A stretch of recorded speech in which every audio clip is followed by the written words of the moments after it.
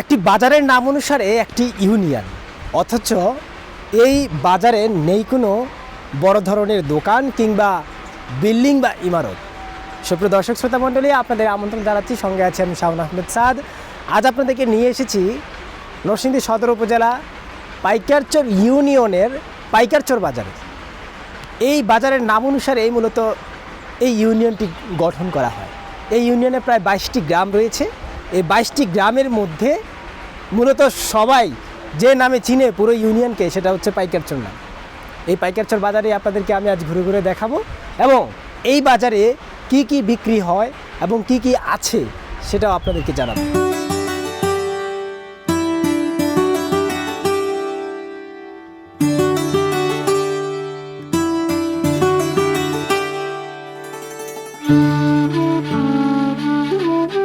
আপনার এই বাজারটা 27 বছর ধরে হয়েছে বাজারটা। তো এই বাজারটা এটা পাইকারচর ইউনিয়ন সবাই আইনে আজানে আই এমনি বিভিন্ন ধরনের ওই মাছ তরকারি বেচা কিনা হয়, আর বিভিন্ন তরকারি বেচা কিনা হয়। ফারাক তো আই কিছু লোক এখন স্কুল আছে, বুঝছেন না, এই ওই বেচা কিনা। আর দোকান আসিল আগে আগে 4-5টা দোকান আসিল, তো এখন দোকান কিছু বেকু ভাঙ্গা লাইছে, সেই সাইড গেছে। কারণ এই সাইডে কয়েকটা দোকান আছে, কতটি দোকান আছে, কিন্তু বেকু না ভাঙলে বাজারটা গম করছে।